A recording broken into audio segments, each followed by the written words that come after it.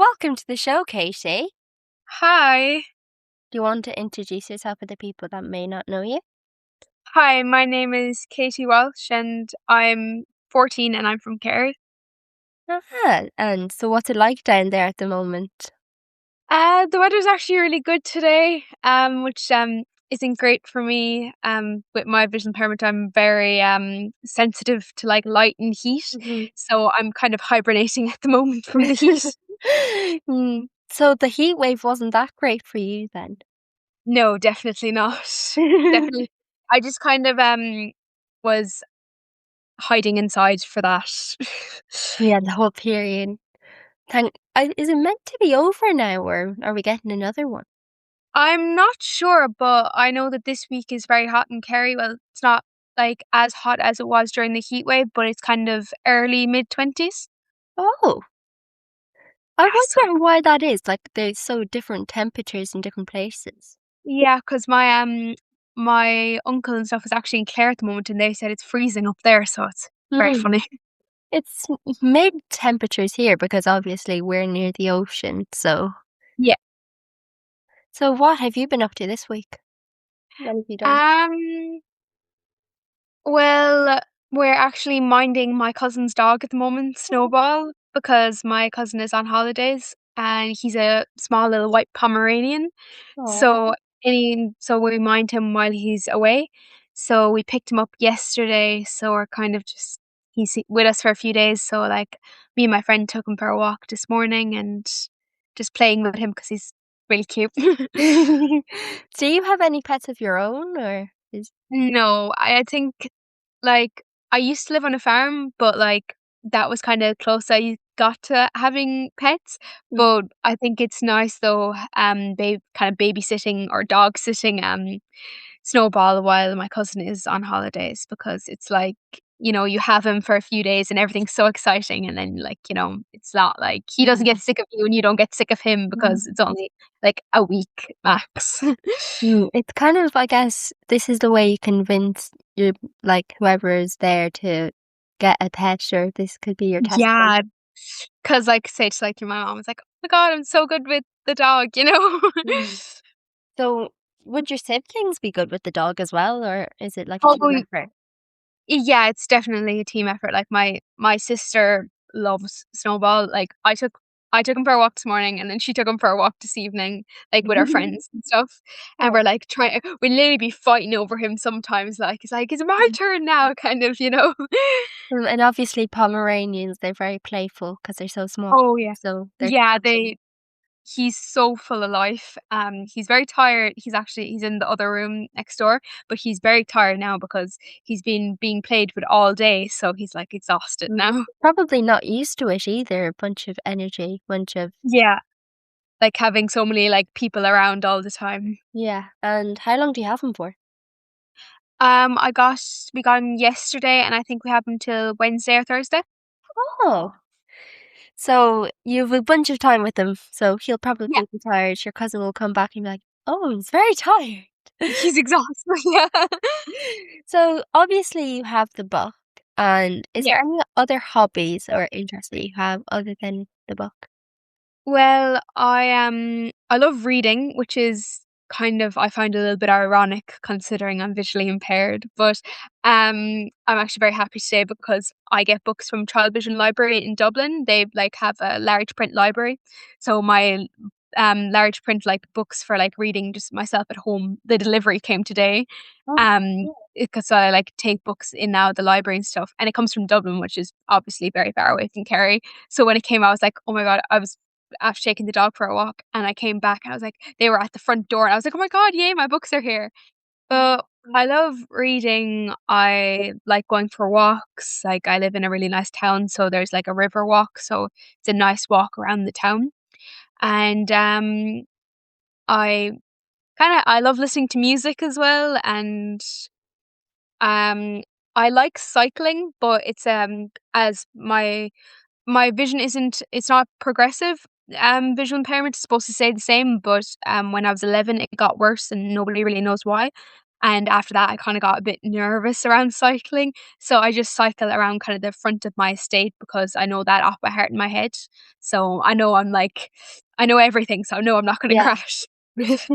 Yeah, so did you learn that from camp? No, we didn't go cycling when we were at camp, did we?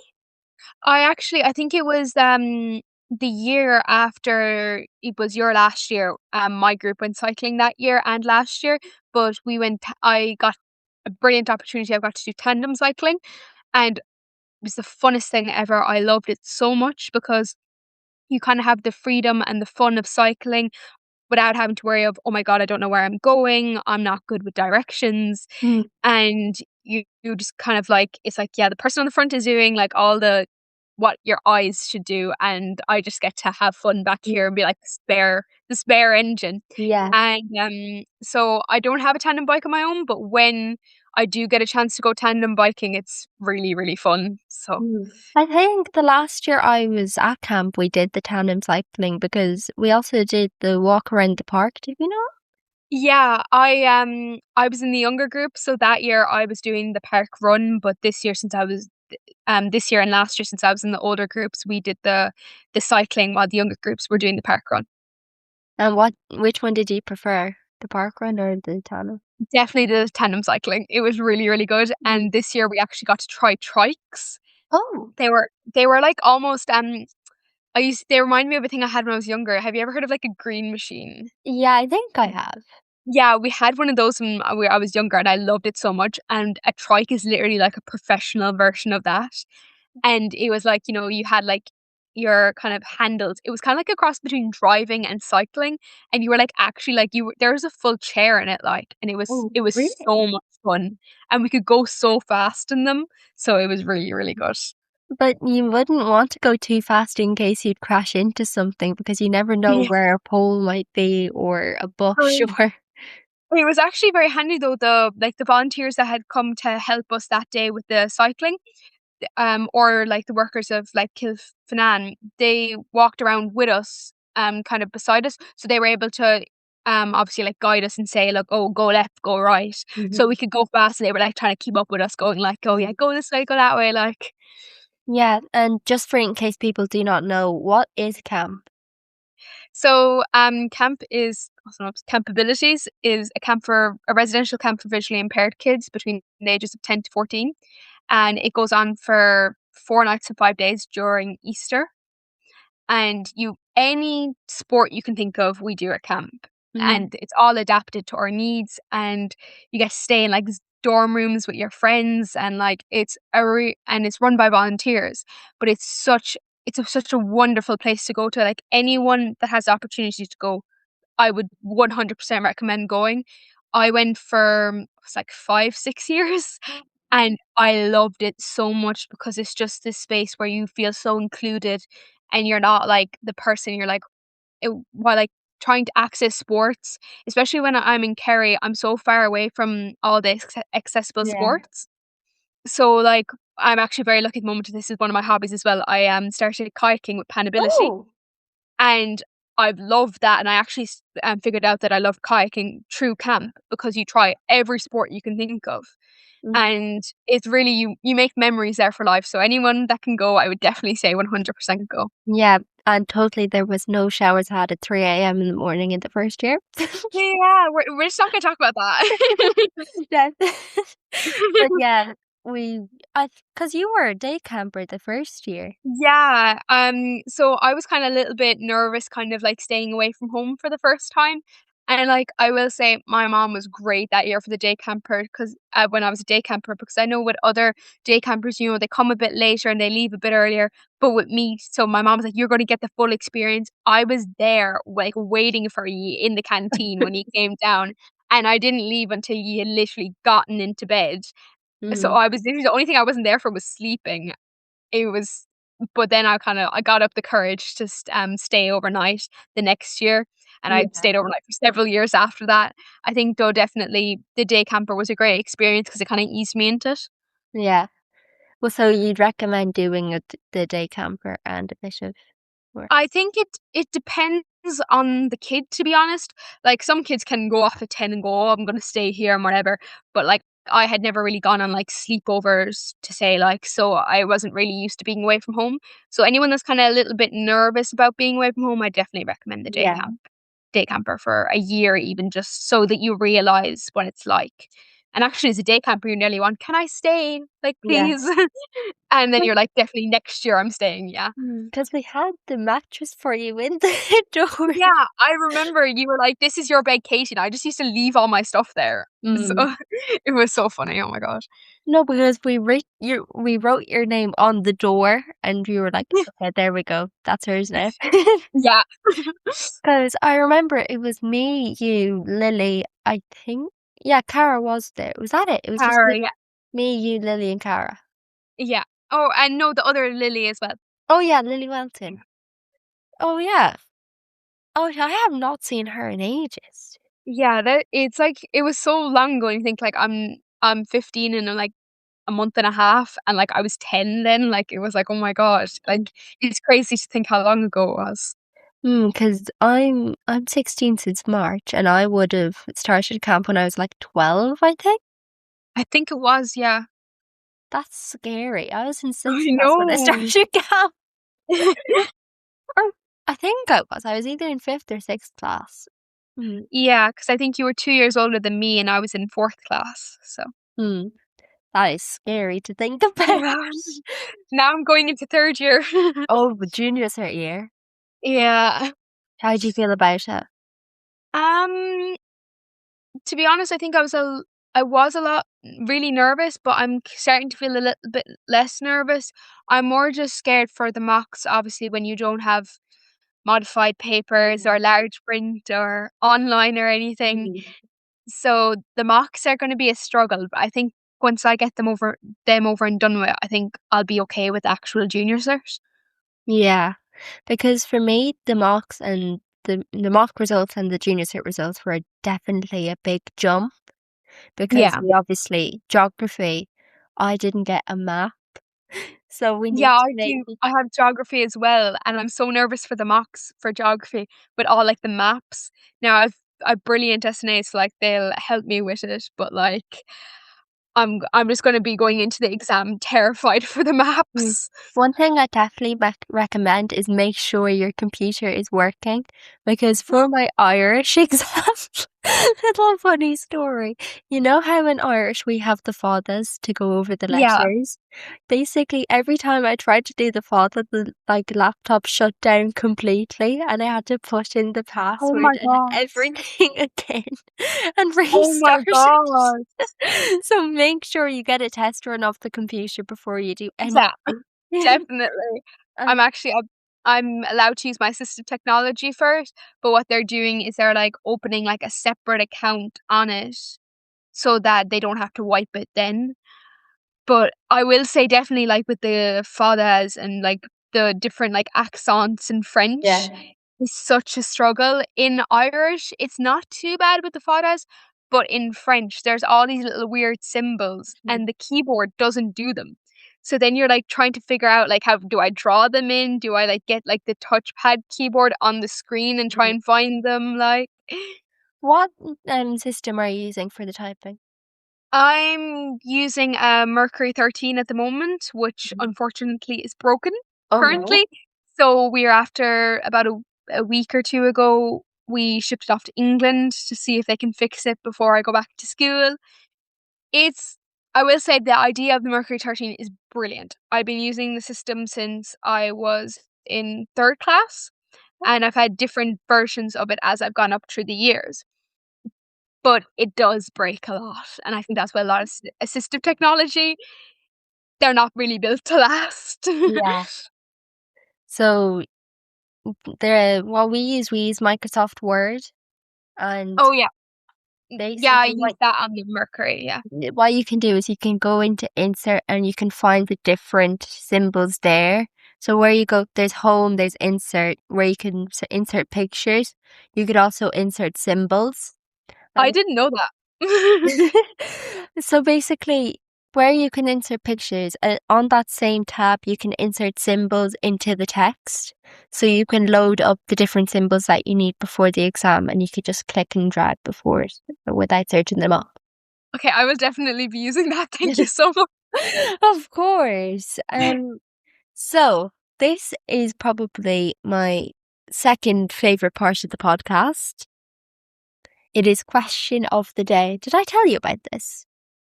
I know that there's a question of the day, but I don't know what it is. Oh, someone's been watching the podcast. Okay, yeah. So last week's question of the day, I have it up here. That's why I'm looking to the side just to find it. But so it was, what does inclusion mean to you and what can make you feel truly accepted? So we have a few of the answers.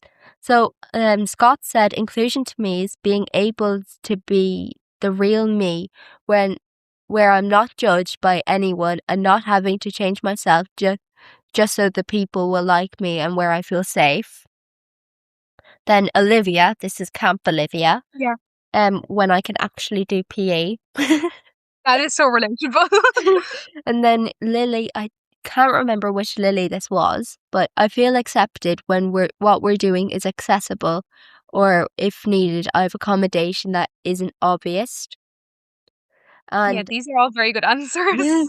Sammy said to me, inclusion means creating an environment where everyone has a genuine opportunity to belong, contribute, and feel and can be respected, not just being invited into the norm or into the room, but having their voices heard and valued.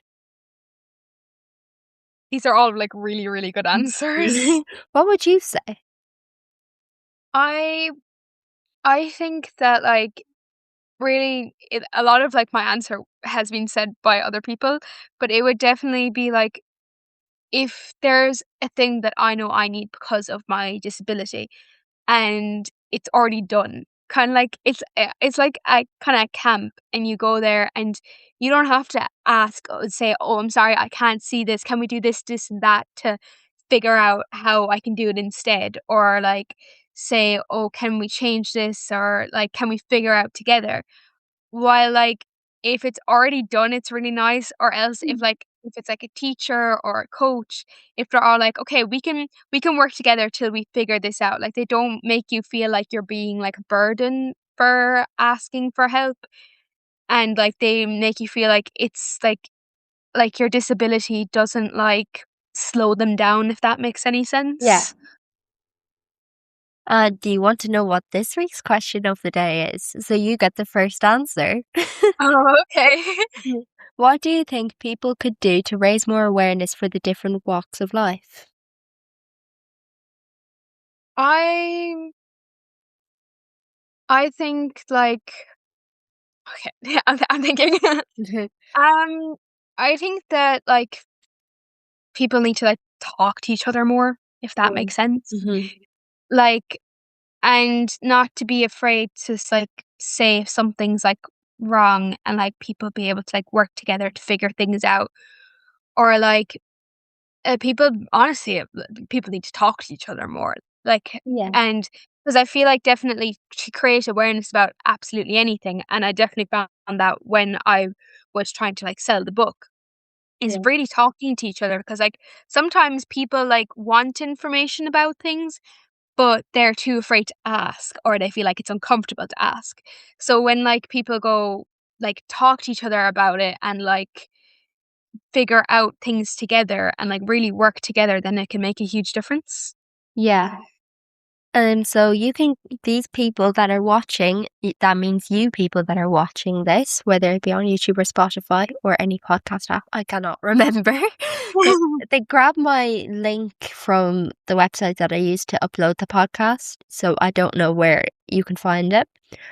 So far, I think YouTube, Spotify, iHeart, and Apple Music. That's all I can Yeah. think of so far. But you can get your answers in to thewetandfolded@gmail.com with the subject line episode 9, question of the day, answer. So you can DM me your answer at the Wet and Folded or send it to my email. Obviously not you, because Yeah. you gave me your answers. It kind of felt like I was telling you to do that. Okay, Katie, Okay. this is my favorite part of the podcast. Okay. So, you know how you said you were very big into music? Okay. Is let me guess, is my favorite song? Your top 3 favorite songs at the moment. I'm sorry, I like put the words out your mouth there. Um, okay. This is really hard to choose because I love so many songs, Mm. but I'd say at the moment it's probably "Boston" by Stella Lefty. Ooh. Um, what's it called? "Hey Brother" by Avicii, Yes. and, how to pick a third one? Oh, "Bloodline" by Alex Warren.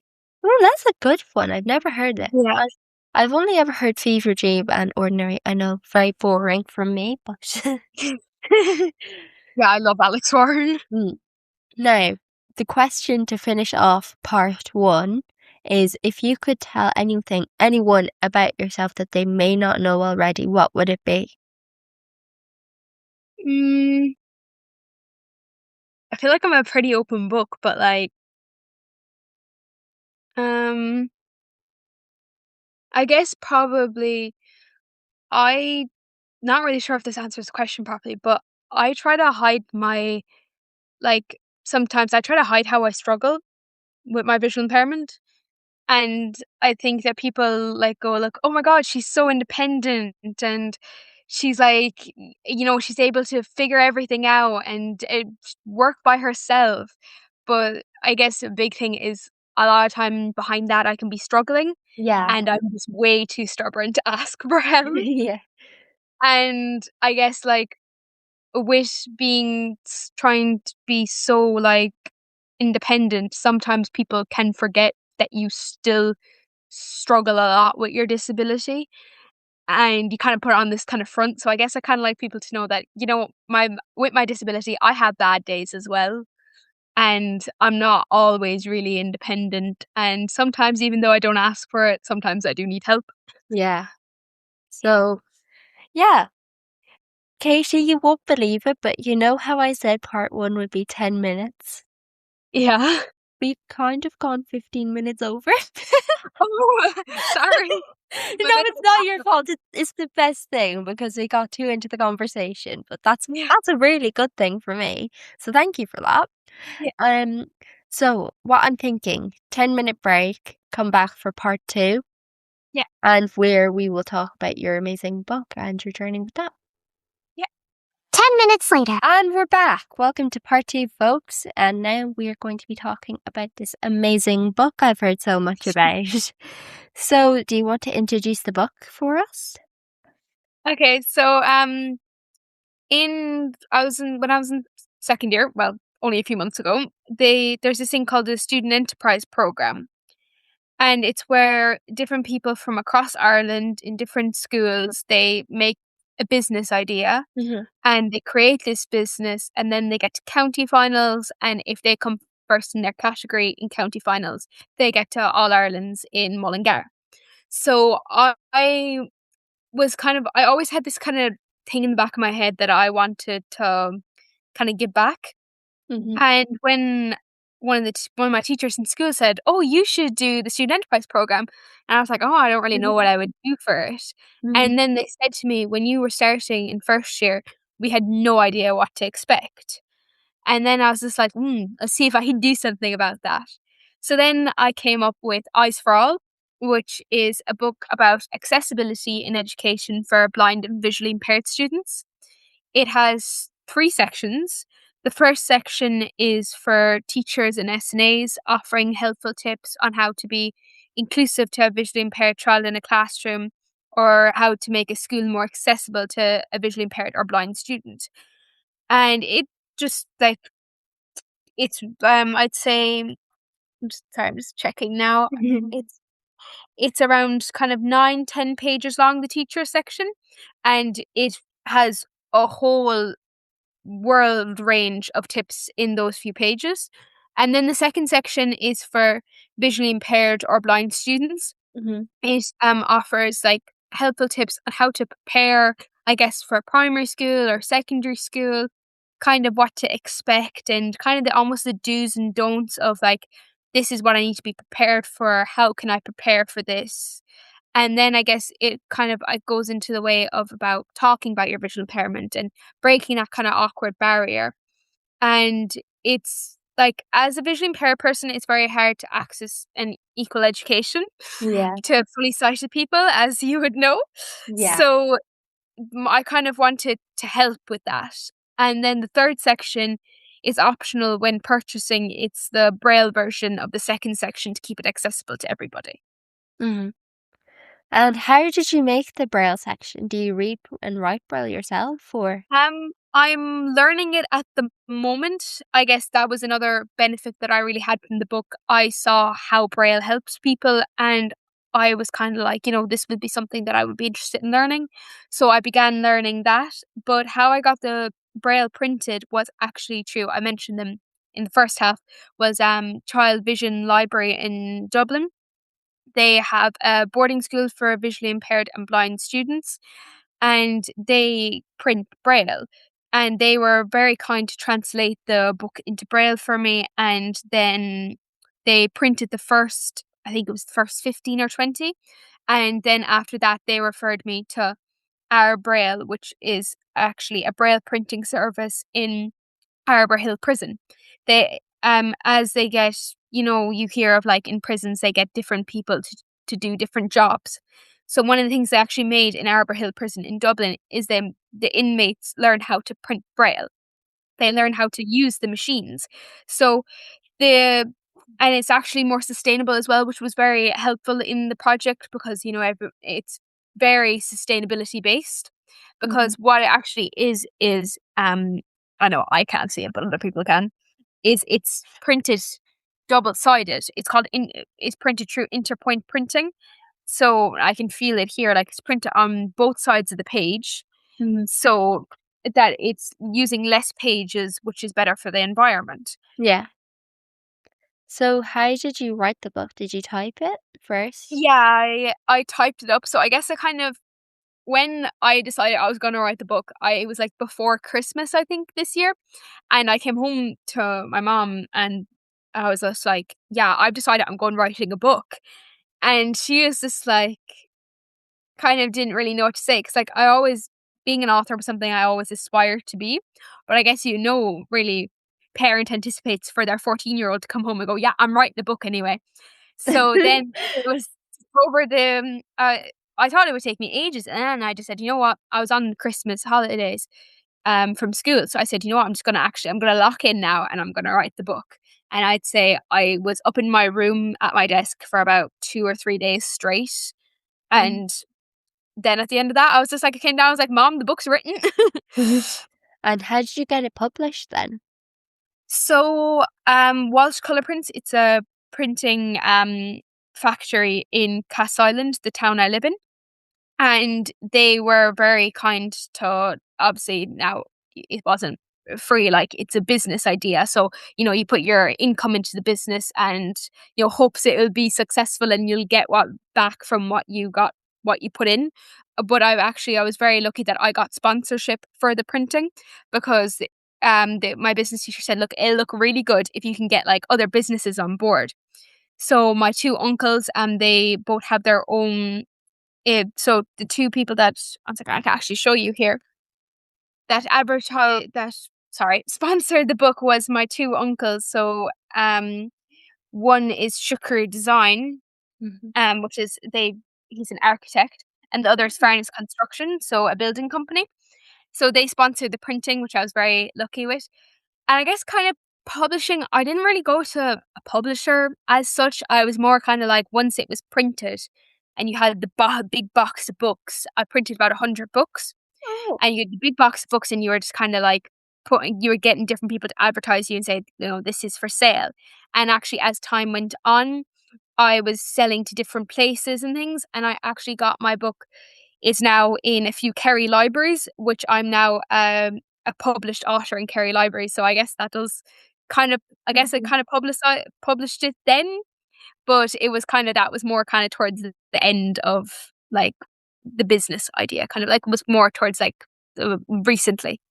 Yeah. But I guess kind of was more just advertising it and see who would buy it. Mm. Because I did my TY work experience in a book workshop here in Sligo. So if you ever needed to get it published anywhere else, I have contacts there if you ever wanted to get it out. I might be I might be ringing you about that. Yeah, because I did my work experience at a place called the Book Nest. So they Yeah. distribute books to different libraries. I remember I was packaging audiobooks and scanning them in and sending them off to the Oh, different schools that and sounds different really libraries. interesting. So I had to stack big boxes of books and sort them into the different piles in different counties. And I didn't know that Cork had two sections to it. It has Cork County and Cork City. So, Oh yeah, that can confuse a lot of people. mm. And then Dublin, I think, was split into five different areas. So that Yeah, was very confusing. yeah, Dublin's split into a lot of areas. Like Dublin 1 to like, I can't remember how many there was, but Yeah, there was definitely a lot. And we had a lot of ones going, I can't remember, a lot of them went to Dublin and Cork. And then yeah. a lot went to like Carlow and Louth and places like that. So yeah, if you ever do need like anywhere to go, I'll try and get something sorted. Thank Because you. they work with places like Penguin and I can't remember who else, but I know Penguin was definitely one of them. So yeah, Very cool. so I can get you sorted there. How did the competitions go? The enterprise. So I was kind of like doing the competition was more of like a plus side to it. And I was inside in the Kerry County finals and I actually won 2 awards inside there. I didn't Really? it's act Yeah, I didn't expect to win anything. I was like, "Yeah, this is a great experience and whatever."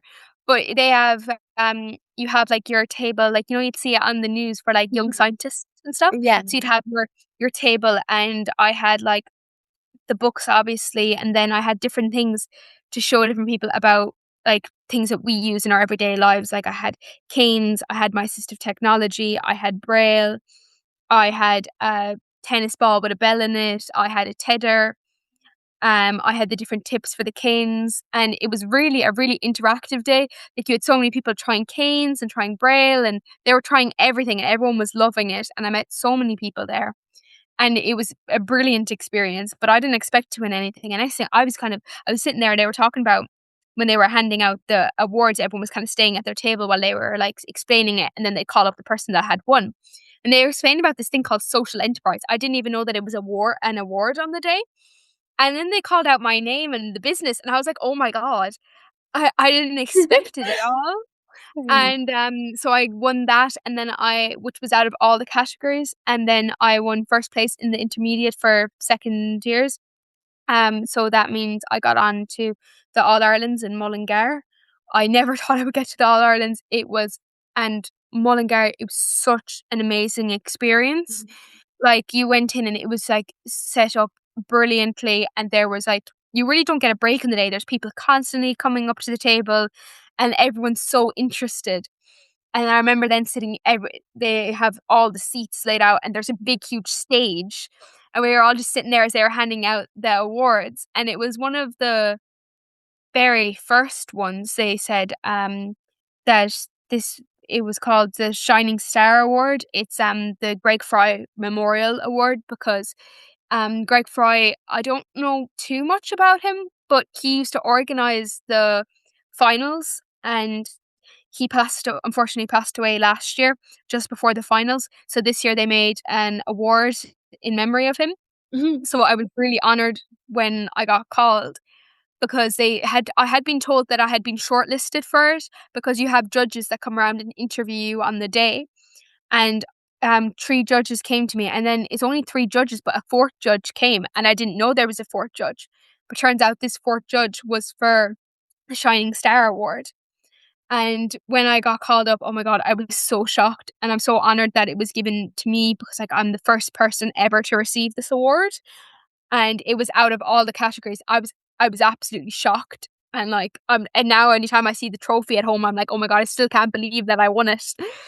You'll have to send me some photos and videos of the thing so I can upload and show people Yeah, me. I'll send you a picture of all the trophies. Oh yes, please, because then I can give people something to visualize and Yeah. see.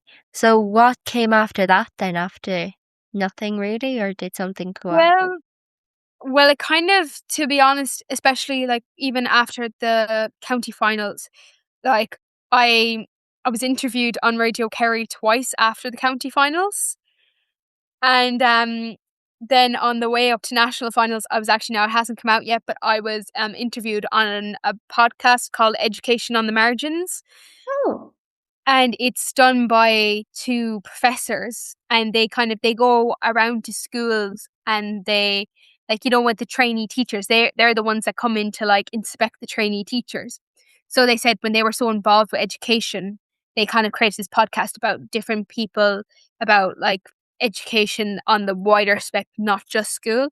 So they were very good with the podcast, and I'm excited for that to come out as well. Mhm. And then I also, to advertise the book, I gave talks in local primary schools, and local primary schools around the area. A load of them bought the book, Mhm. and I had a lot of support online from my school, from Vision Sports Ireland, Vision Ireland, Child Vision Ireland, Mhm. fake, like everybody was so supportive. And I definitely think that winning in Kerry and winning in Mullingar definitely gave advertisement boost for the book. Like I had emails pouring in like, oh, can I buy this, and I've actually sold it like all across Ireland. I've had books going up to Dublin. Like actually there's a lot of books that went to Dublin, and like I've had them going to all over the place, Wicklow, Wexford. So it really, everyone has been so supportive. Yeah. I need to get a book. I have had tried to save up to get a book. So I have no Sligo purchases yet, so I'll have to I'll add be that. the first. I'll be the first. Yeah, you'll be the Yay. first.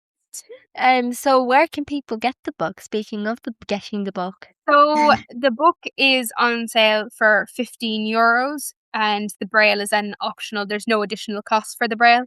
And then there's no additional cost for the postage as well, because I like to keep it accessible to everybody.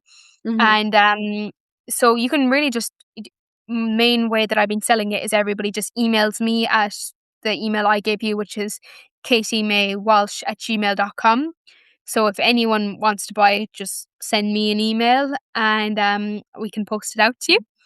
And then for purchasing wise, for like payment methods, I accept cash and Revolut through my mom's Revolut, because obviously I understand for people that are far away, cash can be a bit complicated, like.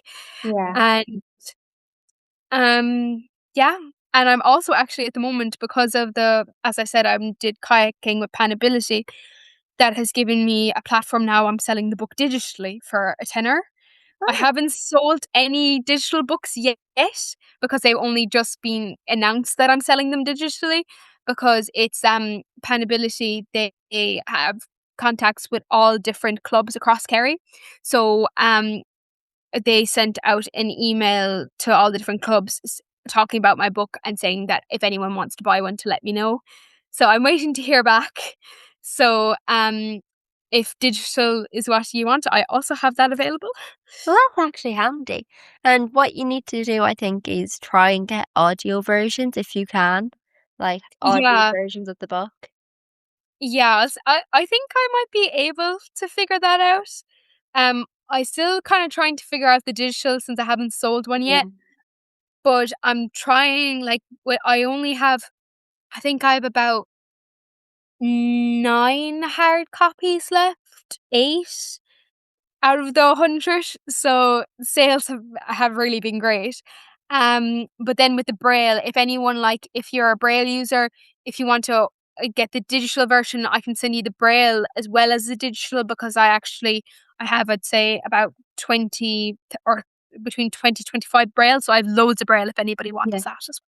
So is the braille just the second section or is it the first section as well? It's just the second section, because I kind of figured when I was writing it that the teacher section would be better for the teachers. But I will say though, if it is something that people want to read the teacher section, because I do actually say in the student section that you would benefit from reading the teacher section, because if you show this to your teachers, this is what the information that they are learning from it. At the moment, it's more just getting like maybe a better, if it's a child that's ordering it, maybe just better getting a parent to read it. Yeah. But I will look into ways of making that more accessible. Because I think I haven't really heard from visually impaired teachers yet.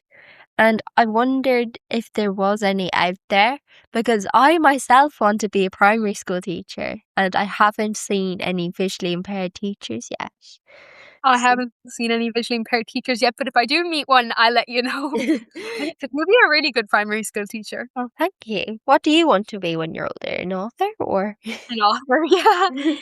Hmm. Um, like I guess at the moment it's an author. Now with me, I change my mind every 10 seconds, but that's kind of the thing that's been very prominent since I was younger.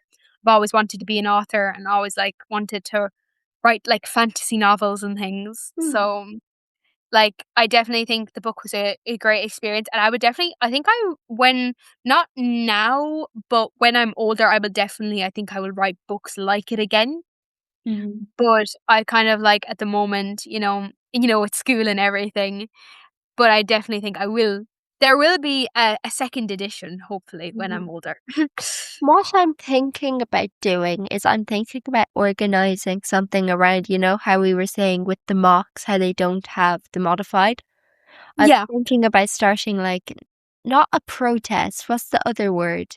A petition to try and get people to sign it to get Oh, modified mocks. I will 100% support that.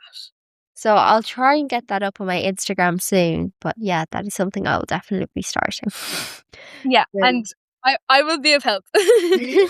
because what's the point in doing mocks if we're not used to the modified? Yeah, like, I think something that like, they said to me, "Oh, like, with your exams next year, try and get as many" like, the exams just in class, "Try and get as many modified as possible." Hmm. But, like, with subjects like, let's say, the main one is maths, they pick and choose what year what they put in and what they don't put in. And with, like, let's say, with science and geography, the maps and the diagrams are fully taken out. But with maths, they put in, like, simplified versions. Yeah, that's what I wasn't expecting. That's why I barely passed maths. I got like an achieved because I wasn't expecting to get anything in my But maths. like, I don't get that because, like, what if I know with me, I still have functional vision, but, like, what if you're fully blind? How are you supposed to see, like, the simplified version of a graph? Like, Mhm. with my visual impairment, nystagmus is part of it, and the lines just kinda blended into each other Same with here. my Same here. What is the point? yeah, like, I'm probably gonna fail that part, but, like, it's okay. Me I'll just have too. to make up for it on the other parts that I can actually see. Yeah. So that is kind of annoying in a way that Yeah, we have to work harder in the mock to get a good mock yeah. result to get a good junior cert.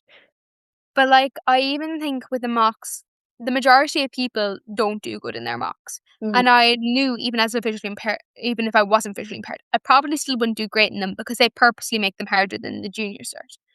But what I don't understand is how am I supposed to be prepared for something if I've never practiced it before?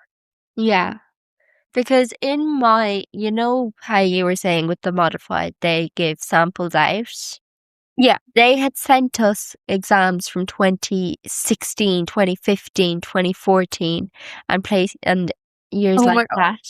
But because they changed the exams after COVID, so we didn't do the first and second paper. Like we didn't have paper one, paper two in any subjects.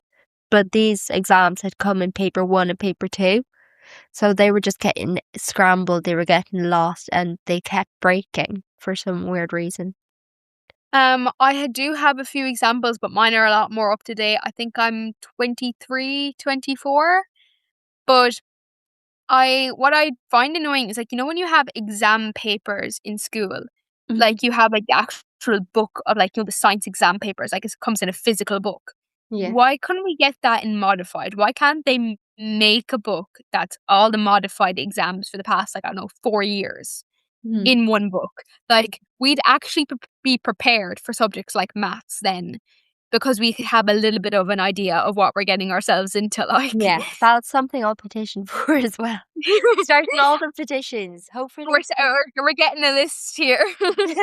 So what do we need? We need modified papers in actual good modified papers. And what else do we need? We need modified papers in like a book. Because, yeah, they do have the Edco and examinations.ie, don't they? Yeah, but, like, I'd like it in a physical book as Me well. too. And they're very hard to find, the like hard The copies. modified Yeah. ones the modified ones are so, like, hard to find because, like, Yeah. I I think I only have 1 modified for maths, like, Mm. example. Like, I think it's from 2024, but, like, why can't I have, like, 4? And even if I had, like, 4 practices ones, I'd actually, like, be able to print them and then, like, practice myself. I'm Yeah. I'm gonna ask I'm gonna ask my visiting teacher about that. She's really nice, so I'm sure she'll be able to figure it Mm. out. Because in my maths, they were all working off exam papers in the last year Yeah, for the junior cert, and I couldn't do what they were doing because I didn't have modified papers in that year. So they were yeah. doing papers of 2021 or something like that. I couldn't do it because guess what? I did not have them modified. Like, something that, like, annoys me, like, a little as well is, like, I still have to learn all the graphs in maths, even though I can't see them. I have Yeah, to learn everything surrounding them and all the different diagrams and the angles and all that stuff. Even though I can't see what I'm doing, I still have to learn them because I don't know if a simplified version will come up. yeah, And then, like, you say, "Oh, well, I have to learn this," but they're like, You're learning the same amount as everyone else." But learning one small thing that's easy for someone else, like a graph, is 10 times harder for people like us. yeah, So, like, exactly. it feels like it's like 10 times more the workload because it takes so much longer to understand when you can't actually physically see what's happening, like, you Mm. know? Yeah, and the book version would be so much more easier as well because then you're Yeah. not carrying papers upon papers upon papers upon papers. Yeah. And even with the large print books, no offense to child vision, they're great. But like with subjects like maths or any subjects with like, you know how they do the Yeah. table of contents? They have it all scrambled up. So like you can't I really find it. I personally stopped using large print books in I think it was second class.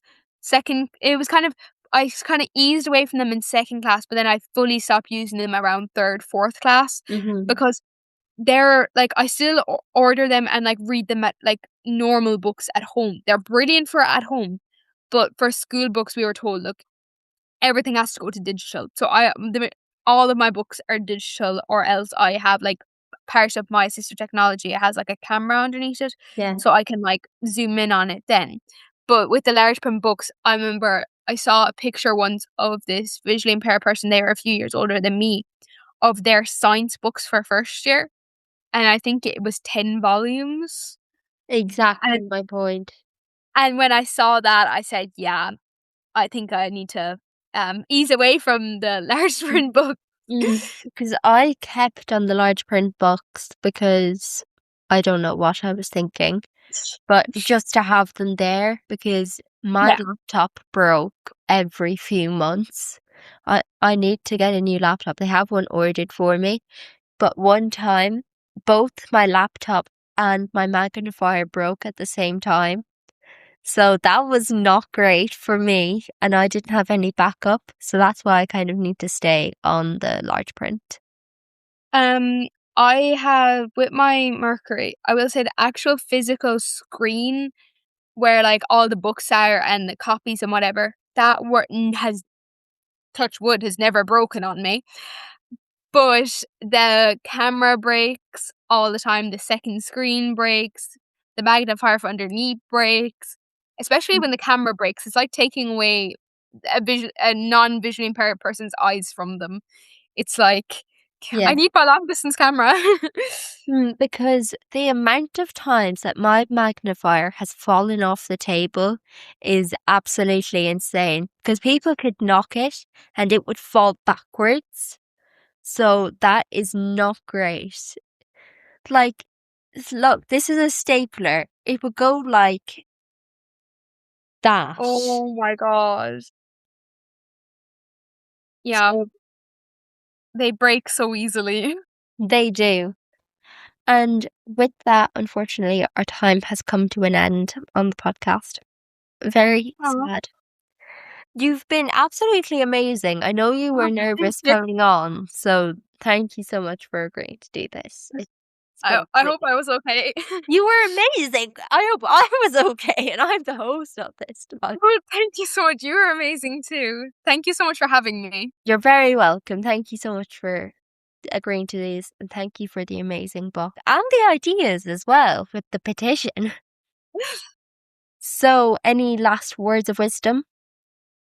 Um, I guess kind of just a shout out to everybody who's not visually impaired, or even to anyone like that knows somebody with any type of disability, that like just be patient, be aware, and like don't, if you have a question, don't be afraid to ask, but just remember like small acts of inclusion can make a huge difference. And that's Mm. probably it. So I'll have to get you on again at some point and I would love do, to. do a huge. I'm a huge fan. Oh, thank you so much. I really appreciate that. So, yeah, thank you so much for coming on, and I will see Okay. you in well, in the group chat. In the Cancer Village Bye. chat. Bye. Bye. I've been Katie, and thank you for listening to my story.